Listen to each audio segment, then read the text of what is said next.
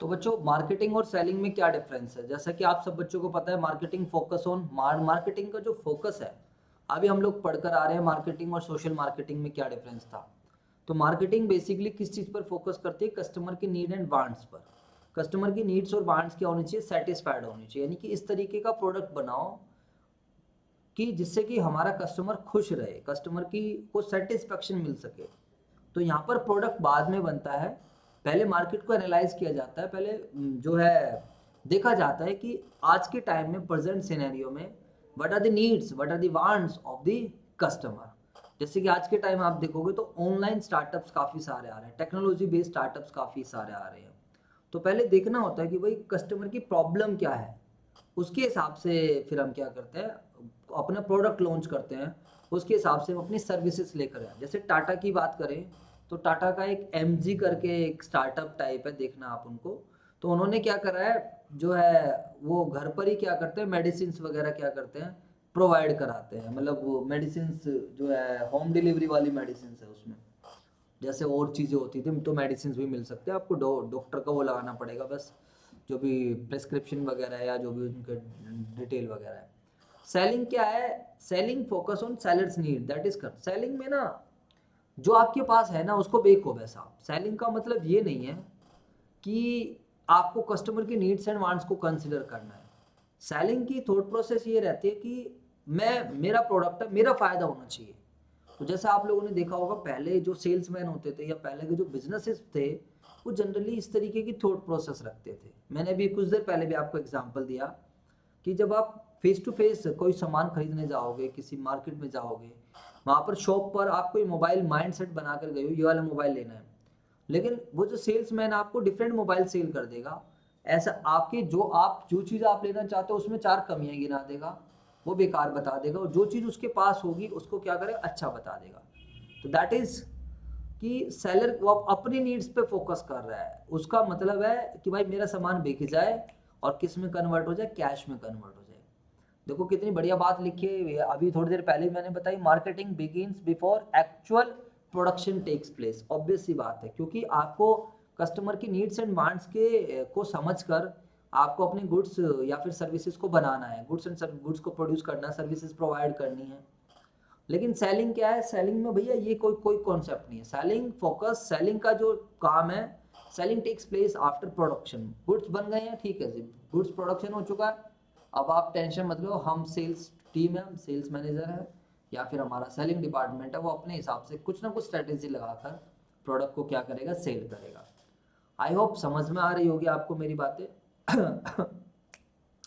Emphasis is given on product planning and development to match products with customer needs। ठीक है बच्चों, clear हो रही है बातें या नहीं हो रही? फटाफट बताइए जल्दी से।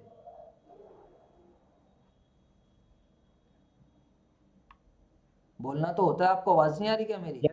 Yes sir. Yes sir. हाँ, शर्माया मत करो बेटा, कोई दिक्कत नहीं है, शर्माने वाली कोई बात ही नहीं है इसमें।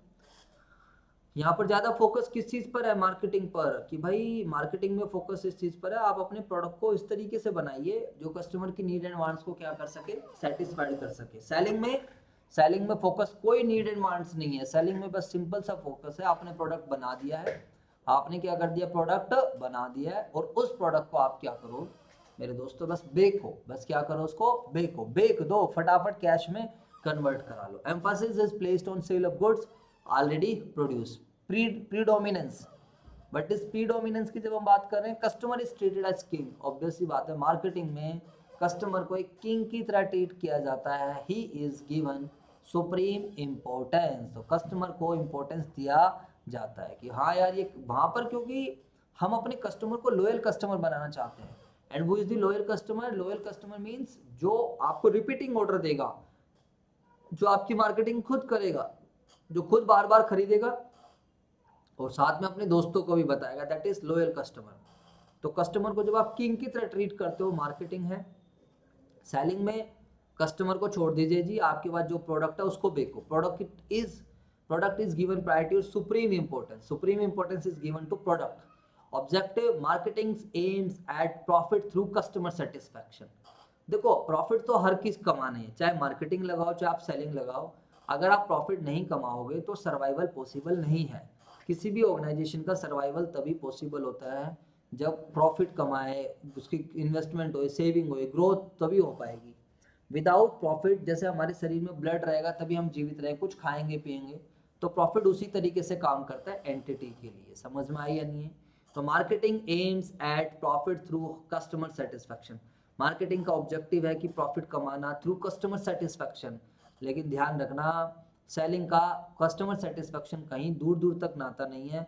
सेलिंग का एम्स है प्रॉफिट करना थ्रू सेल्स वॉल्यूम, ज़्यादा से ज़्यादा यूनिट्स क्या करना, सेल करना। What is the approach? Integrated approach to marketing is followed. Marketing includes, marketing की रिसर्च कीजिए, प्रोडक्ट की प्लानिंग कीजिए, प्राइसिंग कीजिए, ये सब चीज़ें हम आगे पढ़ेंगे। देखो आज के टाइम प्रोडक्ट की प्राइसिंग, जैसे ये माउस की भी मैं अगर बात करूँ, ये लॉजिटेक का माउस है, तो ये इसका प्राइस कितना फिक्स करना है, इसकी शेप क्या रखनी है, क्या डिज़ाइन रखना है, इसका वेट कितना रखना है, ये सब चीज़ें मार्केटिंग आज के टाइम कंसिडर करता है। क्योंकि आपका जो कॉम्पिटिटर है आपसे कम प्राइस में अगर देगा, क्योंकि आजकल mostly customers are rational customer. Rational customers वो कस्टमर्स होते हैं जो किसी भी प्रोडक्ट को बाय करने से पहले उसकी पूरी रिसर्च करते हैं, पहले उसके बारे में पूरा जानते हैं, पहचानते हैं, लोगों को 10 जनों से पूछते हैं, यूट्यूब पे जा रहे हैं, उसके रिव्यू चेक कर रहे हैं। तो आजकल मोस्टली कस्टमर्स, आप कह सकते हो हमारी एज के तो ज़्यादातर कस्टमर्स पढ़े लिखे हैं, जो कोई चीज़ खरीदते हैं तो उसके बारे में थोड़ा पहले एनालिसिस कर लेते हैं। अगर वो चीज़ वर्दी है, अगर उस चीज़ में थोड़ा पैसा लग रहा है, तो जनरली मार्केटिंग इन सब चीज़ों को कंसिडर करती है। Marketing includes, integrated approach follow करती है marketing. Marketing research, product planning, pricing, advertising. यहाँ पर fragmented approach is to selling is followed, attempts are made to sell. मैंने आपको पहले बता दिया, सेलिंग में कोई कस्टमर रिलेशन बनाने की आवश्यकता नहीं है, कोई कस्टमर की नीड्स एंड डिमांड्स नहीं है। बस आपका मेन, आपकी जो प्राइम इंपॉर्टेंस है, आपका जो भी प्रोडक्ट बन चुका है, बस आप उसको जैसे तैसे करके बेको। समझ में आई बात ये नहीं आई? अगर हम बात करते हैं perspective, marketing has a long term, obvious सी बात है, अगर आप मार्केटिंग पर इन्वेस्टमेंट कर रहे हो तो marketing in long term perspective है, as it lays emphasis on growth and stability of the business. क्योंकि बिजनेस की ग्रोथ को कंसिडर करें, स्टेबिलिटी, बिजनेस लॉन्ग टर्म तक चले। और सेलिंग, ध्यान रखना, सेलिंग बस आपके पास प्रोडक्ट है, जैसे तैसे करके बिक जाए, कस्टमर ले जाए, उसके बाद कस्टमर तू कौन मैं नहीं जानता। तो सेलिंग कभी भी लॉन्ग टर्म जो है एम्फोसिस नहीं करता है, ये शॉर्ट टर्म एम्फोसिस करता है, शॉर्ट टर्म पर्सपेक्टिव है। इसका सिंपल सा मतलब है बस भाई मेरे को प्रॉफिट हो, मेरा फायदा हो। Principle, the principle of caveat emptor, let the seller be aware is followed. या आप आगे जाकर पढ़ोगे, सेल ऑफ गुड्स में भी पढ़ोगे। कैविएट वेंडर का मतलब क्या होता है? कैविएट वेंडर का मतलब है सेलर बी अवेयर, यानी कि सेलर खुद अवेयर रहे, सेलर कस्टमर को कोई भी गलत चीज ना बेचे। And principal of caveat emptor का मतलब क्या है? बायर बी अवेयर, यानी कि बायर खुद से क्या रहे, अवेयर रहे। समझ में आई बात या नहीं? तो मुझे लगता है मार्केटिंग एंड सेलिंग के बारे में भी आपको काफ़ी कुछ पता चल गया है, तो आप इसको भी देख सकते हो।